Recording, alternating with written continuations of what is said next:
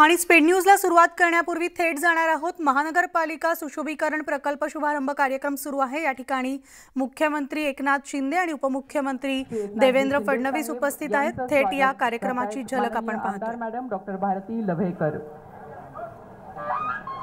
त्याचप्रमाणे माननीय उपमुख्यमंत्री साहेबांचं देखील स्वागत आमदार मॅडमना करण्याची विनंती।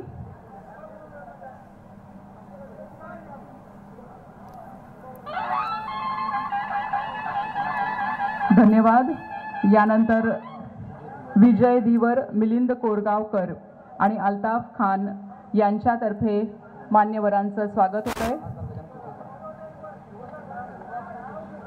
शिवसेना विभाग प्रमुख विजय धीवर, मिलिंद कोरगावकर, विधानसभा संघटक आणि विभाग प्रमुख अल्ताफ खान यांना विनंती। तर या कार्यक्रमाला मंत्री दीपक केसरकर, खासदार गजानन कीर्तीकर, आमदार आशिष शेलार, भारती लवेकर, अमित साटम, आनंदराव अडसूळ देखील उपस्थित आहेत।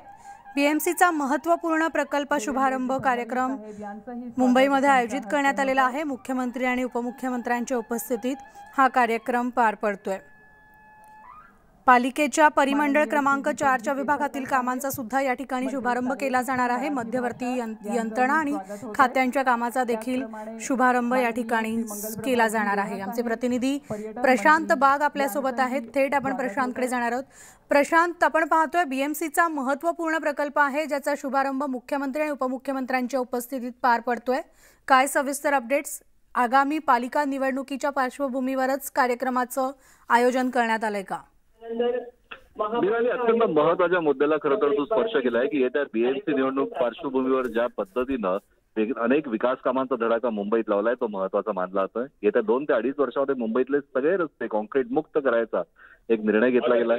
तसं बघितलं तर दरवर्षी 50 किलोमीटरचे रस्ते होतात, पण यंदा 500 किलोमीटरच्या रस्त्यांना थेट हात लावण्यात आलेला आहे आणि ही मुंबईसाठी चांगली गोष्ट नक्कीच मानली जाते। जवळपास 500 प्रकल्पांचा भूमिपूजन प्रकल्प होतोय। केंद्र सरकारकडून 12,000 कोटीचा विशेष निधी मुंबईच्या या विकास कामांना मिळालेला आहे आणि अनेक वेगवेगळ्या पातळीवर मुंबईचा कायापालट करताना म्हणजे पर्यटनाच्या हिशोबाने मुंबई राजधानी बनवताना मुंबईच्या विकास कामांचा म्हणजे की जो खड्डे आहे, झोपडपट्टी निर्मूलन आहे आणि अनेक वेगवेगळ्या प्रकारच्या आरोग्य सुविधा या सगळ्यांचा योग्य तो या पद्धतीनं कामांचा शुभारंभ केला जातोय। मुख्यमंत्री आणि उपमुख्यमंत्री या दोघांनी स्वतः जातीचं लक्ष देऊन या प्रकल्पांना सुरुवात केलेली आहे। गेटवे ऑफ इंडियाला 2 दिवसावर याचा शुभारंभ झाला। आज अंधेरी क्रीडा संकुलमध्ये या पूर्ण भागाचा या प्रकल्पाचा आता शुभारंभ होतोय। मिनाली, धन्यवाद प्रशांत या सविस्तर माहितीसाठी। तर आपण थेट या कार्यक्रमाची झलक पाहतोय। बीएमसीचा महत्त्वपूर्ण प्रकल्प या ठिकाणी पार पडतोय। मुख्यमंत्री एकनाथ शिंदे आणि उपमुख्यमंत्री देवेंद्र फडणवीस यांच्या उपस्थितीत या कार्यक्रमाचं आयोजन करण्यात आलेलं आहे। जे काही सौंदर्य आणि शुभीकरणाचे काम आहे त्याचा शुभारंभ होतो आहे।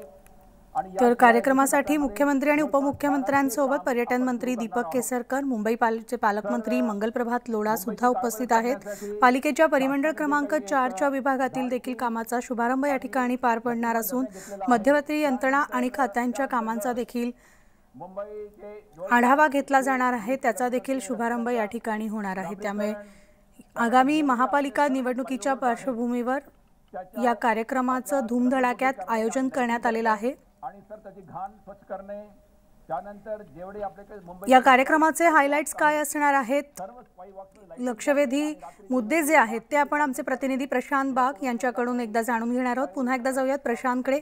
प्रशांत, सुशोभीकरण प्रकल्पाचा शुभारंभ आहे, महत्त्वपूर्ण प्रोजेक्ट जो आहे तो बीएमसीचा हा मानला जातो।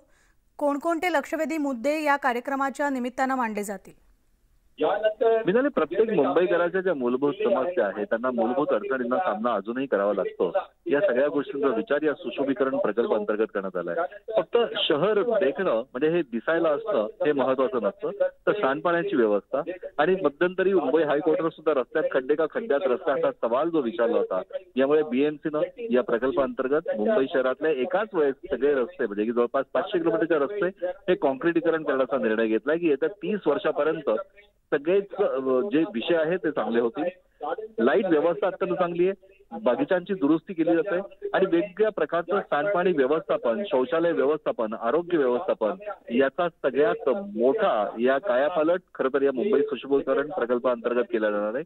आपल्याला माहिती आहे की मुंबई ही हेरिटेज नगरी आहे आणि या हेरिटेज नगरीमध्ये ज्या ठिकाणी म्हणजे स्वामी विवेकानंद ज्या ठिकाणावरनं परदेशात पहिल्यांदा गेले होते त्या गेटवे ऑफ इंडियाच्या इथून पहिल्यांदा शुभारंभ झाला, तर असे अनेक हेरिटेज स्पॉट्स मुंबईमध्ये आहे ते सुद्धा पर्यटन दृष्ट्या विकसित केले जाणार आहे. मुंबई ही आर्थिक राजधानी आहे देशाची, तर ती पर्यटन राजधानी सुद्धा करण्याचा प्रयत्न या प्रकल्पाच्या अंतर्गत तसं बघितलं बरोबर. आणि त्यामुळे या संपूर्ण कार्यक्रमाचे अपडेट्स प्रशांत तुमच्याकडनं जाणून घेत राहू. तुर्तास धन्यवाद या सविस्तर माहितीसाठी.